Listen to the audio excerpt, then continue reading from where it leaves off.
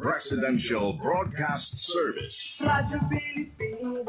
Radyo Publiko ng bagong Pilipinas para sa bagong Pilipino. Naghahatid ng mahahalagang balita at impormasyon na guugnay ng pamahalaan sa sambayanan. Tulay sa himpapawid ng serbisyo publiko. Radyo Pilipinas. Radyo Publiko. Ang boses ng Pangulo. Sa Iloilo, Radyo Pilipinas. 585 AM. Philippine Standard Time, 1:17 sa hapon.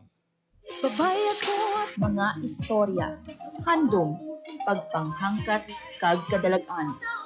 Mga istorya sa mga babae nga makahatag sang inspirasyon, aton pamatian. Mga babae nga baganihan sa ila tagsa kapatag nga wala nagaatras sa mga pagtilaw.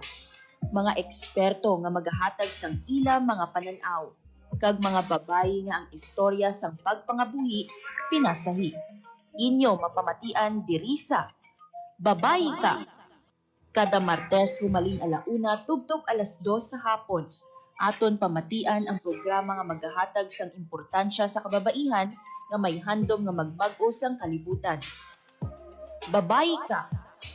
Diri sa Radyo Pilipinas, Iloilo. Babae ako at may silbi sa lipunan di paapi. Sinusulong ko mga Babae ako at may silbi sa lipunan di paapi. Isinusulong ko mga layunin, karapatan sa mga usapin. Sa edukasyon, sa sanay, hirap ang kalusugan taglay, pakikipaglaban, sa karahasan, sa matungtong galian. Babae ako, may panindig, hindi matitinag kailan pa man. Babae ako na may karapatan, may batas, may kakayahan, malakas ang loob, pusong totoo, kayang-kaya ko, sinuwan ako sa buong bansa at buong mundo'y pasigawan. Sinuwan ako. Mayong hapon Pilipinas, mayong hapon Western Visayas, mayong hapon syudad kag probinsya sang Iloilo. Good afternoon. Isa mga biyan ka mainit nga hapon sa aton nga tanan. Dulot ay pagunlad sa kababaeng ipatutupad sa Mga biyan, adlaw kita subong sang Martes, usap ng media. Disyembre 16 Easter 2025.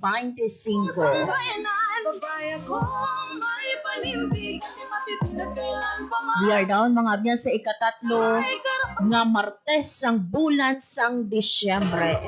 pusong totoo, kayang Grabe no, yan na kita sa tunga-tunga sang bulan sang Disyembre. We are hearing mga biyan no, sa pagtakop sang tuig 2025. Kabay pa no nga nalabot ninyo ang inyo nga mga goals for 2025, but nonetheless no, for those nga ti wala pa, ang hamon ng buhay dito susukuan. you still have more than 2 weeks. 2 weeks and 1 day nga malabot no ang inyo nga mga or ma-check dira no ang inyo nga bucket list. Anyway mga biyan, welcome sa pagpangalagad sa programa Babae Ka. Kag ako ang inyong alagad, Marian Grace Aranyata. May batas, may kakayahan, malakas ang loob, pusong totoo, kayang-kaya ko, sinuwan ako sa buong bansa at buong mundo'y pasigawan. Babae ako, Subong mga biyan no is December 16. babae ako, And natapos ang aton nga 18-day campaign to end violence against women. pusong totoo, kayang-kaya ko, Natapos inyo last December 12. Kung inyo nag-umpisa kita November 25. But nonetheless, mga abyan ang aton nga pagkampanya sa pagpauntat no sa pang-abuso sa mga babae should not be a practice lang no every 18-day campaign to end the violence against women, but it should be practiced every day. Dapat adlaw-adlaw kita mga abyan babae ako, respeto no sang kinamatarong sang kababaihan. Actually hindi lang sa mga babae kundi sang tanan, there should be or dapat no ginarespeto ang rights sa mga babae kag sang mga lalaki. hindi sa lipunan di paapi. There should be gender equality. Kunin karapatan sa mga usapin sa edukasyon. Anyway, mga biano, antes ko ipakilala sa inyo ang aton nga maging bisita sa buong nga Martes. Ari no ipalantaw ko anay sa inyo mga biyano ang isa ka video. Despite no nga this 18-day campaign to end violence against women, ang ginahatagan nato no pag-focus no or igtalupangon ang aton nga mga babae, and we are glad mga abiyahan. Bangon nga ang mga lalaki nagapakita man sang ilang nga pagsuporta. Ari ipakita namon sa inyo mga biyano ang video sang isano ka Assistant Secretary sa Department of Social Welfare and Development in line no sa obserbasyon sang 18-day campaign to end vow. Pamatian naton mga biyano ang mensahe diri ni Assistant Secretary Edmond Montevedre sa isa ka video. Babayan ko na may karapatan, may boses, may kakayahan, malakas ang loob, pusong totoo, kayang-kaya ko, sinuwan ako sa buong bansa at buong mundo'y pasigawan, sinuwan ako. Magandang araw sa lahat. Ako si Edmond B. Monteverde, Assistant Secretary for Promotive Programs under Operations Group. Bilang lalaki at opisyal ng gobyerno, napakalaking gampanin ang inaatas nito sa akin, lalo na sa aking papel bilang isang leader. Lagi kong isinasaalang-alang ang kapangyarihan ko bilang lalaki at isang nasa posisyon. Respeto at pantay na pagtingin sa aking mga kaopisina, lalo na sa mga kababaihan. Hindi sapat na ang mga technical staff lang ang may alam. Ang gender equality ay nakakamit sa pagsulong ng mga taong nasa posisyon katulad ko. Naniniwala ako na ang mga kalalakihan ay maaari nating maging kakampi sa pagwakas ng toxic masculinity at may impluwensya sila na maging kaisa sa advokasya natin tungo sa gender equality. Ngayon, ang tamang panahon para tuparin natin ang ating tungkulin bilang mga lalaki para sa isang vow-free Pilipinas. Bilang pagwawakas ng aking mensahe. So there you have it mga ben, si ASEC Edmond Monteverde no sa iyang mensahe no kadungan man sa ato no nga pag-practice no sang 18-day campaign to end violence against women. So according mga bina sa aton nga ASEC, hindi enough no nga ang mga staff lang ang nakabalo no sang technical sides. But even no mga leaders nato, mga lalaki nga leaders, they should know no about gender equality. This is the way no kung malabot nato mga biyan kung gina-practice natong ang gender equality sa tanan nga bagay. Sa opisina ka man, sa inyo panimala, kung sa dalano, then we can expect no nga ang tanan nga mga kinamatarong sa tanan nga mga tao inarespeto. And we really need those leaders. Ang mga leaders nato no kinahanglan naton ini sila. Especially no ang aton nga mga lawmakers. Kinahanglan nato ng ilang bulig, kinahanglan nga kung ano man ang layi nga ila ginapasa. Ginapasiguro no nga ginaproteksyonan ang kinamatarong sang tanan. So kabay pa no, despite no nga nagtapos na kita sa aton nga 18-day campaign to end vow, kabay pa nga magpadayon kita sa pagrespeto sa kada isa, especially sa mga babae. And for those women, kung kamo no naga-experiensya sa pagpang-abuso, kung may mga kilala kamo dira mga tupad balay ninyo, kung mga friends ninyo, hindi kamo magkahadlok nga magdango nga tagtuno sa atong kapulisan, sa atong nga DSWD para matapna na ini. The only way mga abyan or isa sa mga pamaagi para matapna ining pagpang-abuso is to report.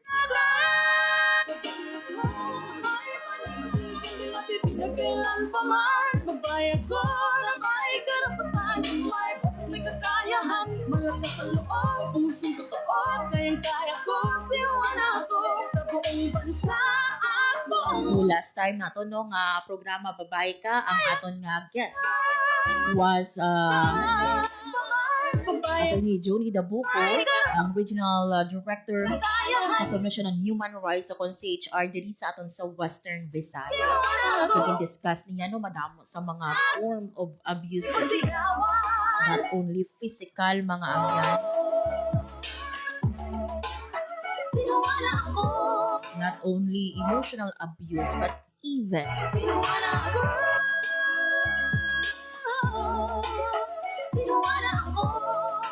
those women no nga gina-abuse or sila bala ining ginapaubra, pero ikaw no bilang isa ka lalaki nagka-depend ikaw sa isa ka babae, which nga dapat no according kay Attorney Joni, dapat nga mangin responsable man ang mga lalaki, especially kung may ara sila sang kabataan. Babae So, ako. maghambal ikaw abuse, hindi lang puro physical abuse, but there are so many forms. Malayunin, karapatan sa mga usapin. And kabay pa no kita nga mga babae, kabay pa nga kita mangin aware man ano ining mga Ipaglaban form of abuses. Base gina-abuse na kita, hindi lang kita aware. ako, may panindig, hindi matitinag kailan pa man. Anyway, mga biyan sa aton nga pagpangalagad subong nga hapon, isa ka espesyal nga bisita ang aton nga makaupod sa programa Babae Ka. Ini mga biyan no, ang aton nga bisita will serve as inspiration, especially no sa mga babae, especially dira no sa mga nagaplano nga mangin isa ka nurse or sa mga estudyante nga nagapamati subong nga hapon dili sa aton sa programa Babae Ka. Ang aton mga biyan makaupod this afternoon para sa ang rank 1 sa bago lang gitapos nga Philippine Nurse Licensure Examination. iyong ipatutupad sa usaping ekonomiya. Sarap papatot And a proud no sa kabataan. nga graduate sa West Visayas State University. Mga biyan sa aton nga pagbalik makaupo naton si Ma'am Joanna Marie Acevedo, ang aton nga rank 1 sa PNLE 2025 or November 2025.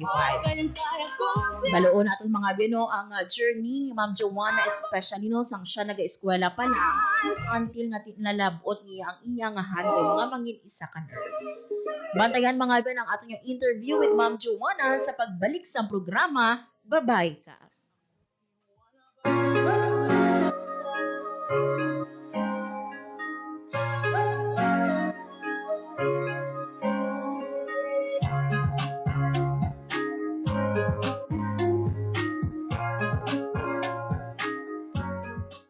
Sabi ko, napakagandang collaboration ito ng ating Radyo Pilipinas as the public radio of the Philippines, sapagkat ang collaboration ay sa pamamagitan ng paglalagay mismo ng isang radio station sa loob ng universidad. Meaning, nasa pusod na kayo where thousands of students ay naririto. And right now, we have a very, very active collaboration sa mga estudyante. As I mentioned, this is really a continuous engagement. It will be a great opportunity to work with Radio Pilipinas, being our partner. Because we believe that the university could not exist without our collaborations. And yun nga, we have already some initial talks with DG Amparo, Dindo kanina, on how would we maximize the potentials of our students, our faculty in the university.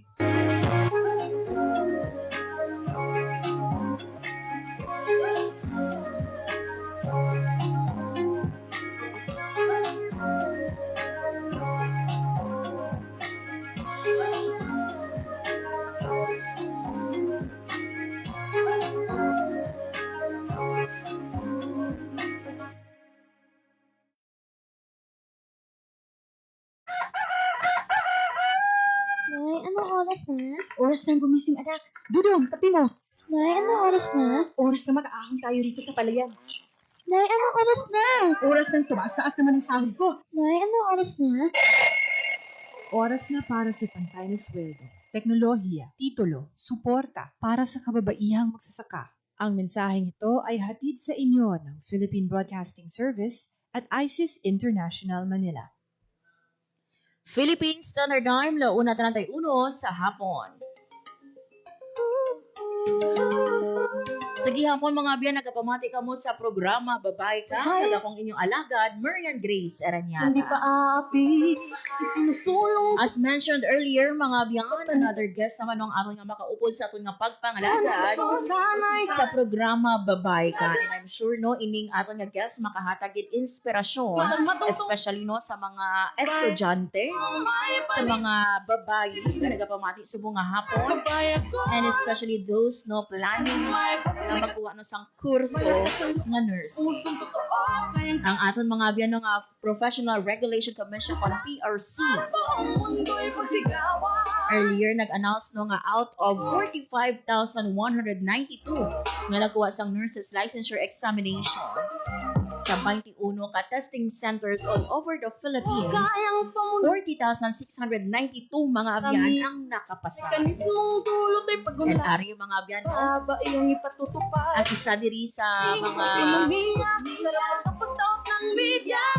balita no nga kung sa diin nagpalanindog ang ating nga balahibo mga abyan isa ka bulutuhan no kung universidad diri sa aton sa Western Visayas, hindi lang isa, hindi lang duha, hindi lang pulo, marantay sa mga abyan ka mga graduate sini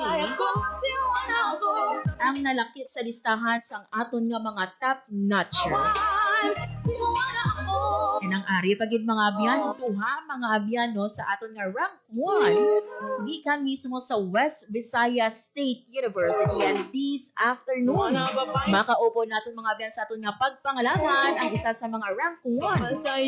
And I believe no yari na sa aton nga Zoom ang aton nga bisita, si Ma'am Joanna Marie Acevedo, ang aton nga rank 1 sa Philippine Nurse Licensure Examination. Hello Ma'am Joanna, maayong hapon and welcome diri sa Radyo Pilipinas, Iloilo. Good afternoon, Marian. Good afternoon, everyone. Sa tanan nagapamati subong sa aton nga live. Good afternoon sa inyo tanan. Yes, Ma'am Joanna, luyag ko hibalo. No, first of all, nakasink in na bala no sa imo nga self or na-realize mo na nga wala lang ikaw nakapasar no sa aton nga Philippine Nurse Licensure Examination, but you even no get no or got the rank 1 or ang pinakamataas nga place sa sini nga pasinawa. Nakasink in na bala ini Ma'am Joanna? Naman 1 month naman naman suluga. Gasink in naman na siya. Yes. And Gasink in na siya, gasink in na. yes, sige. Ma'am Joanna, antes ko hibalo no, especially yung imo nga journey no sa paglabot sa sinima no nga kadalagan. Bas pwede mo anay mapakilala ang imo kaugalingon no, taga diin pala si Ma'am Joanna and currently diri ikaw sa aton sa Iloilo City or sa imo nga hometown. Once again, no, Johanna Marie Gerardo Acevedo, honored to be one of the 2 top ones of the West Visayas State University and the entire Philippines sa recent nato na November 2025 Philippine Nurses Licensure Examination. Hindi ko actually, ma'am, taga Iloilo. I am from Aklan and I'm here right now sa Aklan. Naka-zoom lang ko subong. I am an only child pero di na ako nag-school since senior high. Nag-nasyo ako for senior high and of course eventually went to the West Visayas State University College of Nursing for my bachelor's degree in nursing. Yes. Ma'am Joanna, curious ako no, where were you when ang aton nga PRC nag-announce ang listahan sang aton nga mga top notchers and even mga passers naton diin ikaw, and what was your first reaction after knowing nga rank 1 ikaw? Ay ko diri sa balay, ma'am. Diri sa Aklan, sa Lezo. Tapos, tulogin ko to ya kay alas 3 p.m. ko sila nag-release ang results. So, no, most of us natulog yun. Kaya delayed ang results would supposedly dapat 26 sila ma-release. So, naghulat ang bilog na mga batch the whole day, 26. Hasta na alas 12, wala gyapon. May ko una, matulog na ko ya kay wala ni. So, 1 o'clock tulog na ko. Kaya mo to, nabugtawan ako sa notifications na ginapang at na nila kami tanan. Na, ano to, 100% ang West, tapos doon top launchers, kaya mo to nabugtawan ako. So, na daw hindi pa compatible. Okay, syempre, who would expect to get the top one? Maski ano ka na kaalam yan, hindi mo na mahambal na, matop one ako. You can't say that. So, syempre, nakibot din ko ya. Tapos, wala na ko may iba mahambal ka. Kasi kita na ko, Lord. Tapos, Ako na lang gid na po ka ako na bilog naman ang balay sa akong singgit. Yes. Pero Ma'am Joanna, no, hambal naton every time nga magkuha ikaw sa exam, do ma-feel mo nga makapasar ikaw or ma-fail ikaw. So, after getting no sang examination, did you feel something nga makapasar ikaw or even makatap ikaw or madala ikaw sa top notchers knowing nga ang West Visayas State University isa sa mga universities diri sa aton sa Pilipinas nga nagapanguna gid kumbaga or may ara gid ya permi always nga mga top notchers nga kaupod sa aton nga listahan. Honestly, ma'am, paggawa mo bali sa testing site, paggawa naman sa testing site, nakita ko mga classmates ko. Di, syempre, masaya na kami after the exam, kamusta. Di, makita mo gid sa ila faces, sa responses, gid mismo, kaya gid ang exam. Do, na-feel mo ba wala na 100% na ya. Ay, Yes. gid ang vibe na mo dito paggawa. Pero syempre, you shouldn't be too overcomplacent. Yes. That's not really good. Pero, ano to na feel ko ganyan pagkakita ko sa mga batchmates ko, magstoryahay na mo, okay, pasar na ni tanan. Kung hindi, pasar top notcher na ni. Yes. Awan. And knowing, ma'am, no, the performance ng ating nga WVS, for the past years, no, nga how many times na kita nag 100% and even we have top notchers. Ang sa inyo nga batch, did you feel any pressure nga makapasar tanan ka mo or even to get bisan isa lang nga top notcher o makasulod nga top notcher sa inyo nga batch? The pressure is really, really heavy po. Syempre, every year consistently. This is the 6th year na nag 100% ang West. So, ang ganit nila, do may 5-year ko na curse, pero na-break na nila last year.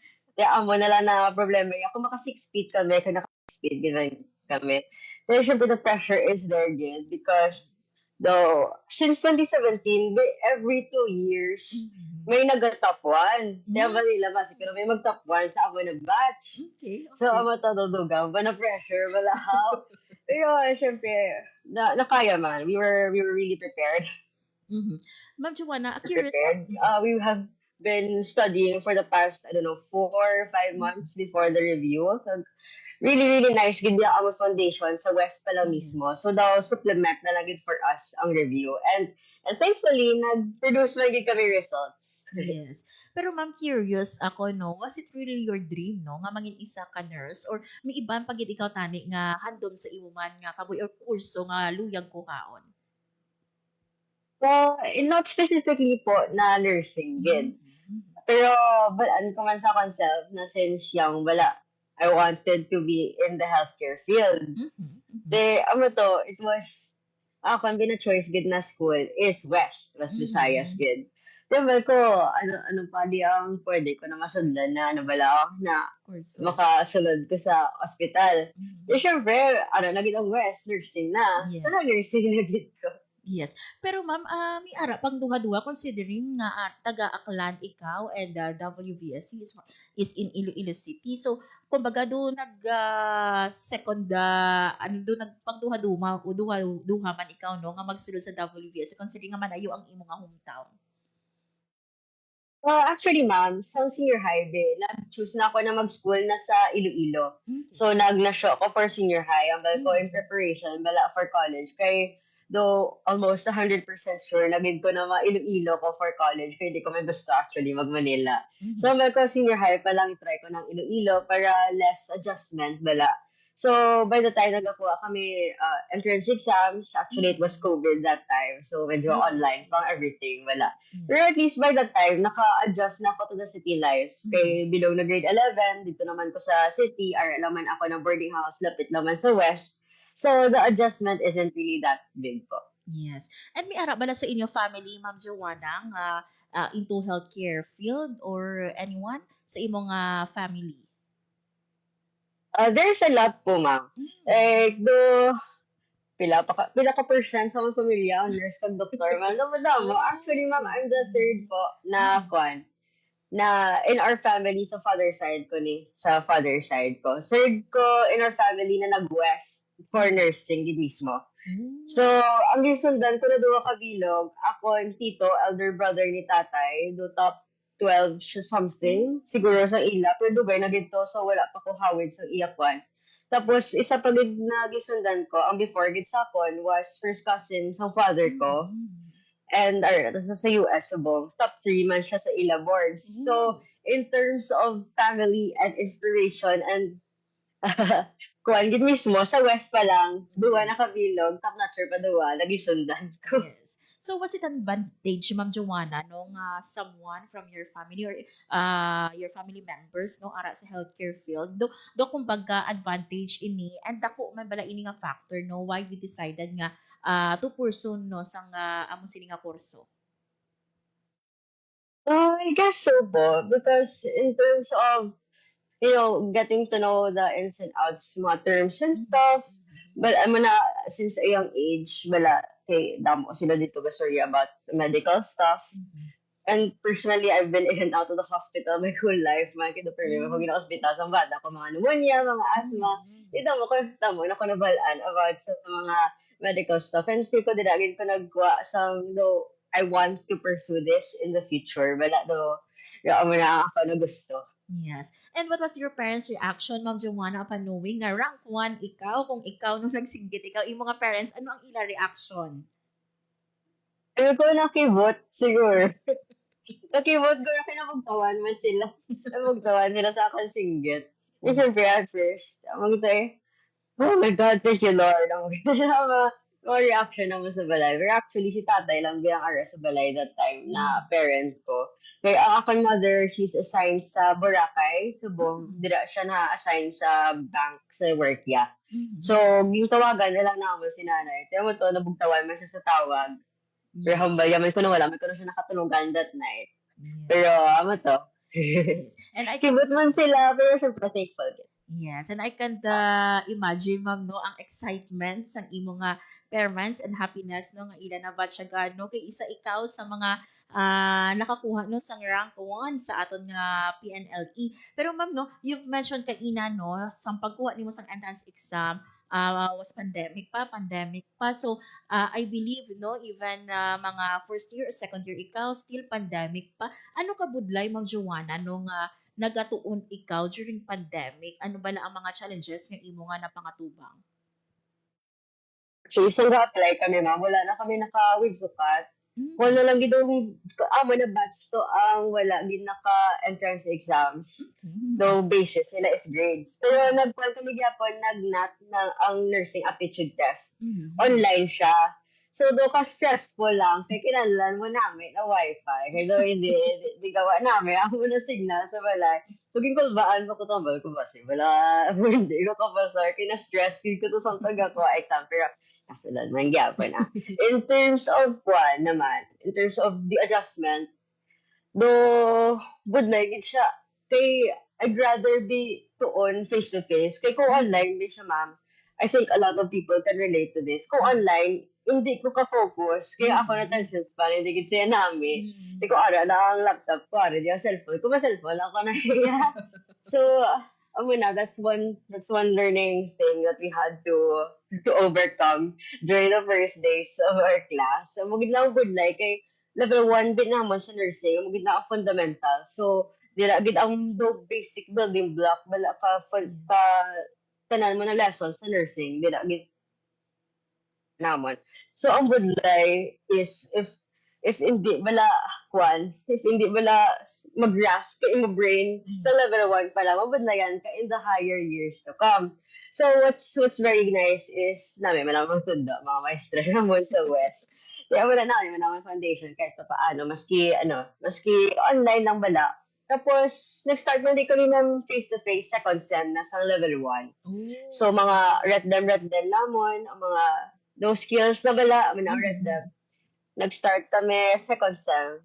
Do limited pa lang man to face-to-face. Pero, push man gyapon ka West. And thankfully kami na push kay para mahasa na wala ang mga skills sa first year pa lang. Kaya maano na lang kami kung masaba kami second year sa hospital kag wala pa kami experience.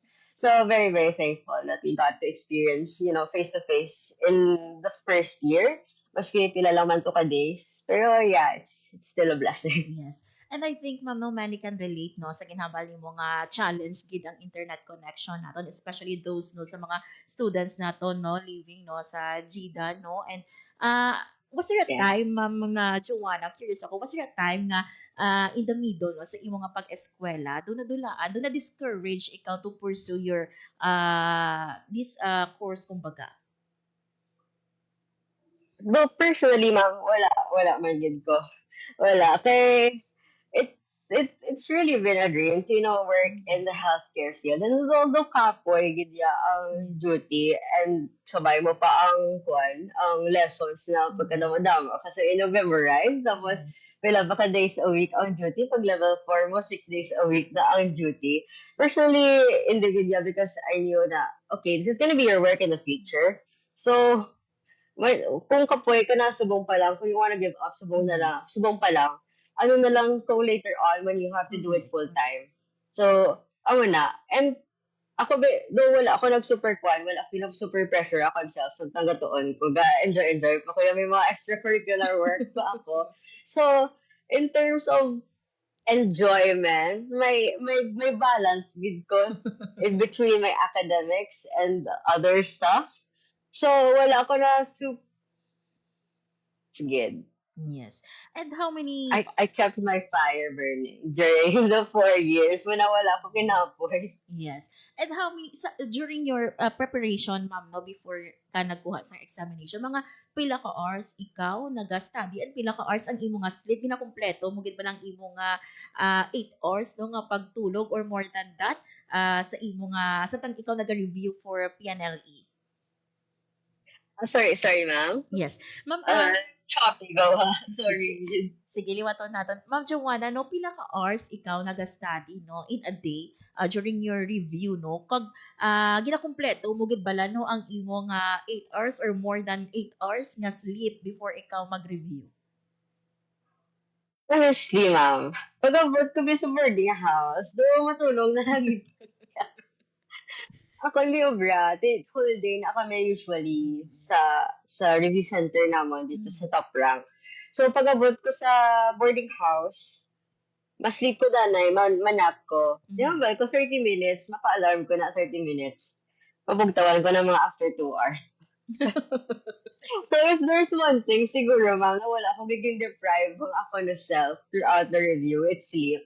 Kaya ko, sige na lang ako makatulugan ko. Okay na lang, that's what my body needs at that time. So it's fine. It's fine. I need sleep to function. Ginabaton ko na lang hindi ako makatulugan. Actually, wala akong ginabatuan ang katuyo ko. So, tulog ko. It's what your body needs at that time. Tapos sa review, ma'am, siguro, ang ako, study schedule, it's gab-igid. Like, ang wala bala sa ang wala sa review center.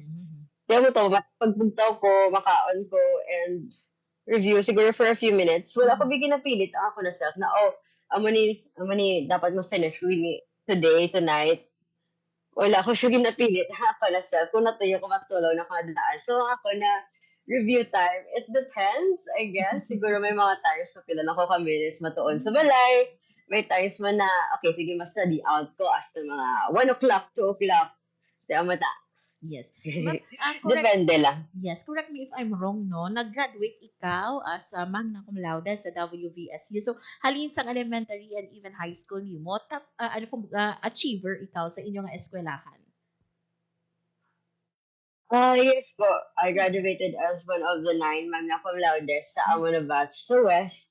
And I guess I could say so man po na since then pagid nag-excel man po ako sa ako na studies. I graduated valedictorian man as well sa amo na elementary sa Wade First School diri sa Aklan. Tapos I finished with high honors sa Regional Science High School for Region 6 diri sa Aklan Junior High, and with high honors man po liwat sa senior high nakan sa Nasyo. So, in terms of consistency, I guess I'm pretty consistent man po sa akin na study. Yes. And ma'am, no, sa mga nagapamati subong nga hapon, no, especially those who would like no nga mag-pursue no sa ilang nga kurso sa nursing, ano ang imo nga kumbaga mahatag nga tips or advices sa ila or mga advice? Sorry, ma'am. Sorry. Nag-Shopee, ma'am, Sige. magulang, Sige, sorry, iwato Gid. nato. Pwede pa kamagan po. Yes. Ma'am, for those no nga nagapamati subong nga hapon nga luyag no magkuha sang kurso nga nursing sa mga estudyante nato nga nagapamati subong, any advice nga mahatag mo sa ila? First and foremost, you have to pursue the profession for the right reasons. Because nursing is, a very, very draining, draining na course. Although it is fulfilling, you can't deny that it is very draining. It's physically, mentally, emotionally, financially. Okay lang kung mga public school ka, kay gamay-gamay, gawa ang amo na tuition, pero tuition sa nursing is very, very draining in all aspects. So you have to be committed to this profession. And there will be long nights, really. Very, very long nights, very, very early mornings. Kapuyon, kagid na ma-overwhelmed, kagid sa responsibilities. But if you you stick to why you chose nursing, chose this caring profession, hindi ko na madula, hindi na madula yung love for, the caring aspect of the job. Yes. Tapos, throughout your stay, of course, syempre, namadamo, ginang na olabrahon, duty, to lessons, to requirements. You really have to be disciplined. And to be disciplined, you just have to show up every day. Hindi mo na you have to give your 100% give every day. But okay, it's really impossible. You really get tired along the way. But, a short step each day will get you a long way in the long run. So, baby steps each day. You don't really have to give your 100% each day. Tapos, siguro in general, you have to really have a good foundation. When I say a good foundation, you have to have a good foundation in, spiritually, in your faith. You have to have a good foundation in your formation. The people who raised you in a family, your previous schools, your upbringing in mismo, not just, sa family or everything, but also academically, you have to have a good foundation because you really need to master a lot of stuff in nursing school. Maybe not master, but be familiar with a lot of stuff. So when you're familiar with that feeling, that pressure of having to handle with a lot of things, it gets easier to handle everything that nursing will throw at you. So strong foundation, kid. As well as, you have to learn how you work. Kaya personally, nahapusan ko sa ako na review not really hapusan, kasi syempre bud lagi gyapon. I think the review was a lot easier for me because I knew how I personally work, how my body works. Something gatuon pa ko. Like for example, balaan ko na kung ano na strategies gamiton ko sa review na ko. Ito na balaan ko siya sa gatuon ko. Like for example, ga-answer questions because I knew that's how I learned the best. So really knowing yourself, knowing your foundations, it's really, really essential. Wala po. Yes, I think wala lang maisip ko so far. Pero mo Joanna, kay sino mo gina-offer ang ining kadalagan nimo? To my parents po, my family. Yes. I'm an only child po, Abe, and it's it's my time to give back. And up until now, ang studies ko lang gid ako na, academics ko. Ako pa lang na ako na way so far to give back to my family, to my parents. So, I'm glad I was able to deliver until now. Yes, and I know Mama Joanna no ang imo nga parents proud sila nung sa sinini mo nga kadalagan. Pero ma'am, what's next for Ma'am Joanna? Saan ka mo mao thinking what's your plan? Ano na mapahuway ba si Ma'am Joanna anay or magapangita si Ma'am Joanna sang work or ma-pursue pagid ka sang further studies? Sa subong forward na. Though the past few weeks, medyo kapoy para schedule last week. Last week lang good, November, 8 to 10. Ara kami upon ko na top 1 si George. Ara kami nagpa-Manila kami to, Fire Victory Party, Kaaway Review Center. Tapos, the mga 2 weeks man ko dito sa Iloilo. So, buong kagapon ako actually nakapuli dito sa Aklan. So, mga mapahuway, mandanay. Pero medyo may mga schedules pa. Eh, syempre, you gotta attend to those, man. Tapos, ma-taking kami, it's sure po na daw January gid. Pero wala pa sila kahatag sa amon sang final date. Wala kayo gina-finalize pa nila. But there has been a tentative date naging announcement sa amon na group chat. So, looking forward to that, Danay. Pero sa sobrang mapahuway, gid, Danay. Sige, before I let you go, Ma'am Joanna, no, I know nga you need rest, no, especially sa busy ni mga schedule. Before I let you go, basi may luyag ikaw pasalamatan or i-shout out, take this time na pasalamatan sila or i-mention sila. Do, kapila ko na rin sila na mention. Sige, i-generalize ko na lang to my family, the Acevedos, the Gerardos, Oretas, and Trinidads, my family in Aklan, Iloilo, Manila, and everywhere in the world. Thank you very much for the support, the prayers. To my previous schools, to Wakeford School, Science High School, Region 6, and International High School. Thank you very much for building me up, building my foundation, preparing me for the journey of what was to come sa West and sa nursing, and eventually, the PNLE. Tapos, of course, thank you sa akin na friends sa jowa ko, Christian Andres Ocro, to my friends sa West, to my friends sa Aklan, mga classmates ko actually na from science, but from our high school year sa Aklan, na classmates ko, until Yapon sa West. So, there was a home away from home in the College of Nursing. Thank you to our mentors, my mentors from my previous schools, my mentors from West, our clinical instructors. This is headed by our dean, of course, the Madonna Palmes. To our review coordinator, Sir AJ Rendaje. Siya ang the father. Gitna mo, bilog na mo na review. Kaya siya taga-baka-baka. Pang kuwan sa amon bilog na stay na mo sa Pondavilla. Sa bilog na formats na mo na review. Sir AJ, si Ma'am Orchid, Ma'am Juna Villanueva, si Ma'am Penuela, si Doc Adocado. Thank you very much for helping us as well during our review. To Top Rank Review Academy, ang amo na review center po. Bilogid na batch namon, dilagid na enroll sa ila. And they really did deliver what they asked for and more. What they promised and more. They really did deliver. So thank you very much to Ma'am Marge, to Sir Ryan, and to Ma'am Cha, and to Sir RV of Top Rank Review Academy, Iloilo.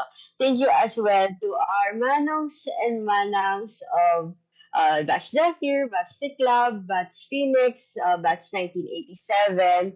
Mga bitang mo sa West, ma'am, is mga previous batches nagabulig sa mga malugtik sa board exam.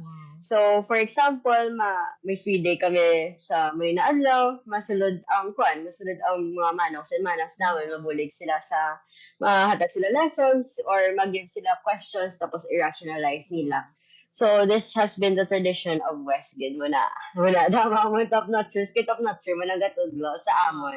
And thank you as well to our mangkods from Batch Vesta, Batch Alanza, Batch Vitalis, and Batch Luminary, mga 4th year to 1st year naman sa CORN.